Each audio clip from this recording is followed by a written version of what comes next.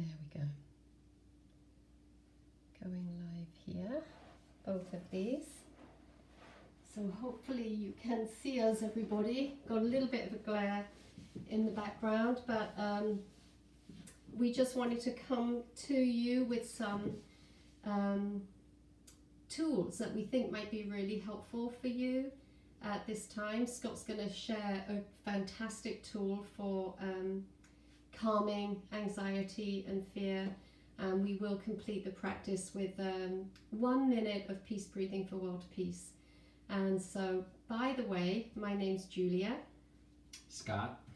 And so, namaste, friends. We are missing you all being in person, but this tool is a tool that Scott shared with our team before we left each other this past week.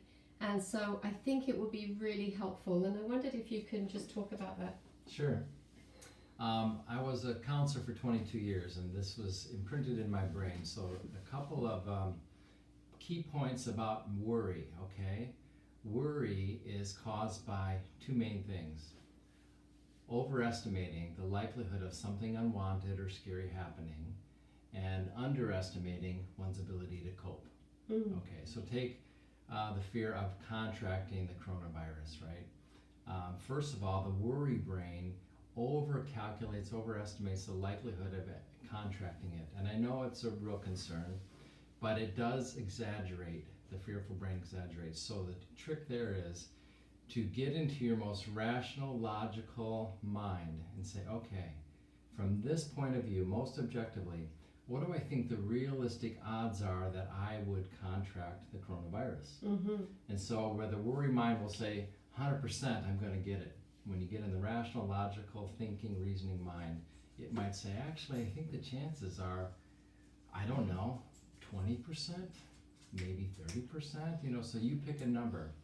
Write it down so that the brain learns that you have now recalibrated and right-sized the amount of worry that is appropriate. So that's step one.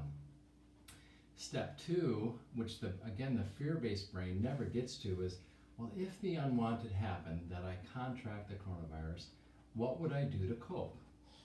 And so take a minute and write something down, just 30 seconds even.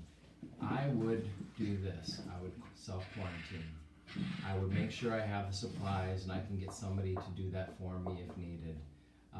Here's how I'm going to pass my time. If my temperature gets to a certain degree, or any of those guidelines about when to actually see a doctor or go to the hospital, you could take those steps. And so you've written down a game plan. And again, the fear-based brain doesn't do that. It just spins out in worry. And actually, if you get enough worry and anxiety going, the emotional brain will hijack the thinking neocortex, the higher brain, that helps you make wise decisions. So, those are a couple of quick tips to manage worry and keep it proportional, realistic. Some people distinguish between healthy fear, which is good to have some healthy fear because that motivates us to make plans and to take precautions. And then we all know what unhealthy fear is.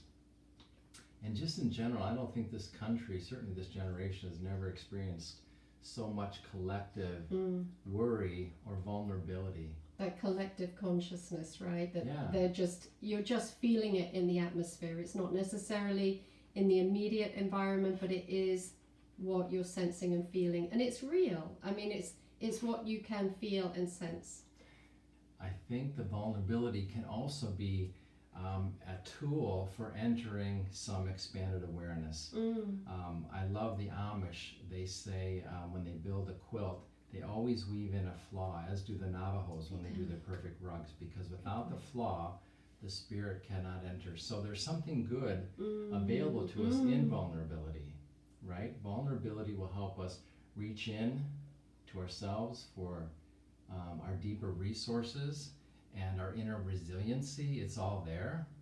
It will help us reach out to friends, supports, our significant others for connection. We need that now.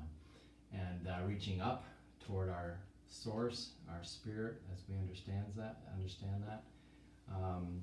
So there's a lot of good things that can come from vulnerability. So just to put a really good spin on vulnerability, isn't just awful. It can be a real source of expansion and awakening. Yeah, the other thing I would add to that's just wonderful. I love those tools. And I think it might have been Tony Robbins that said, action cures fear.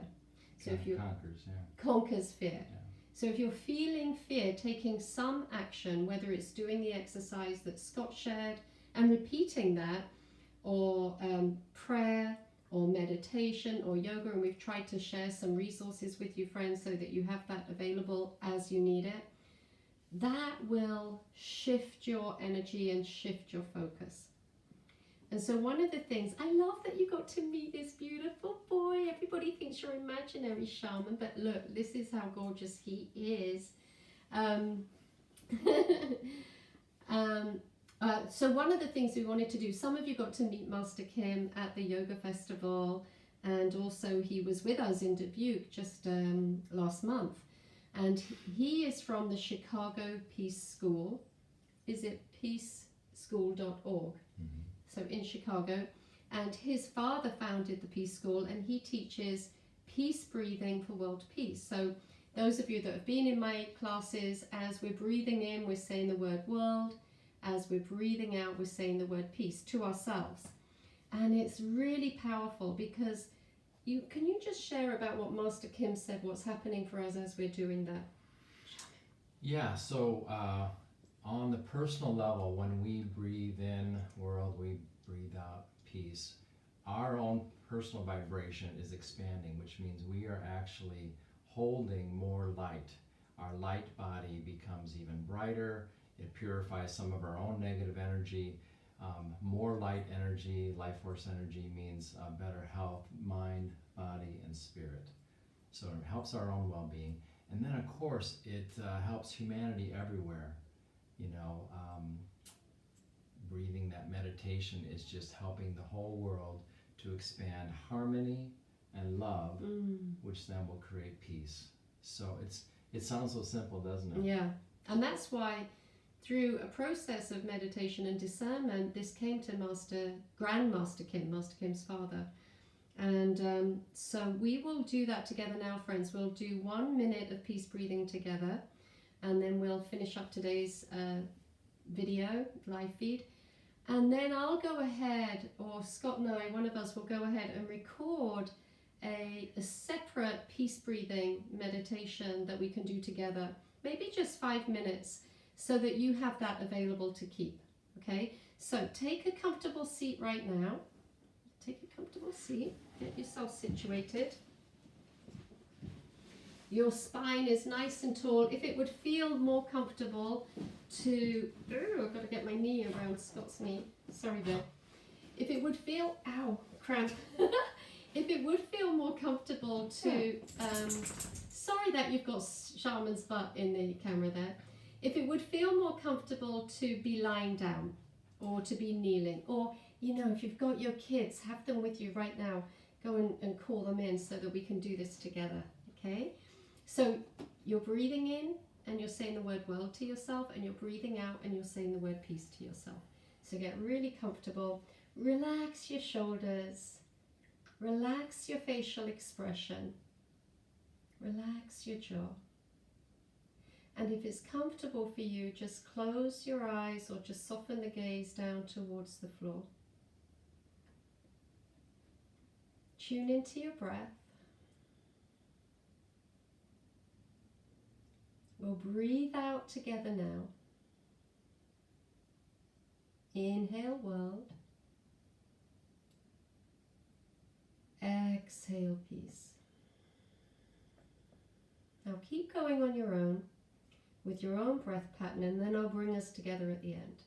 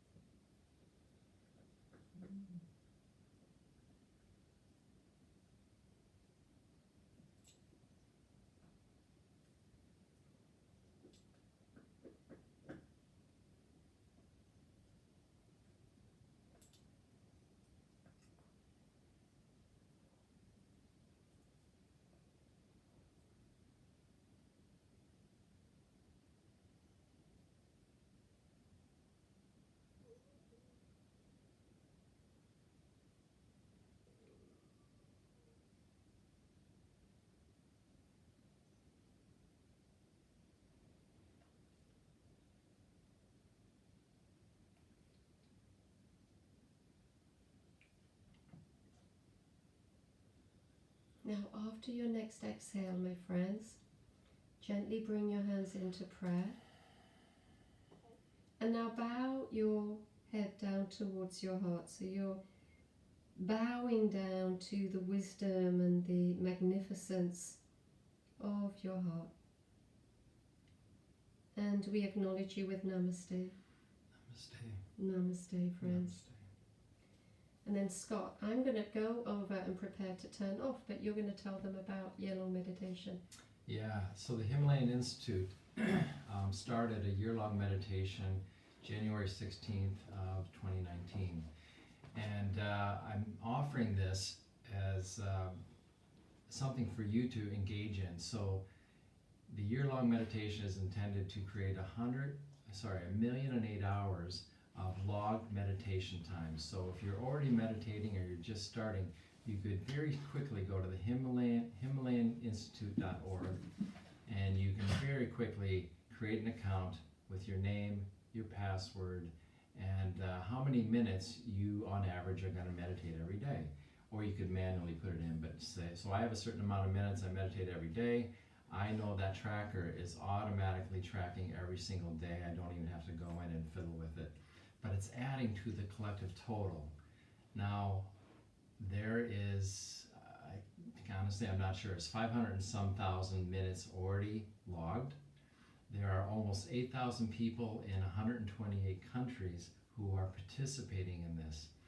And we need more meditators actually logging their time to get to the goal by January 16th, 2020. So please, if you're already meditating or doing prayer or doing mindful yoga, any of those are considered valid meditation to track. So wouldn't it be great if you could add, and we can shift the course of history. We can shift the peace and harmony and love in this country. It's well proven when people share the intention for world peace through meditation, it can really change things. So please consider joining the Himalayan Institute's year-long meditation. Thanks, Scott. And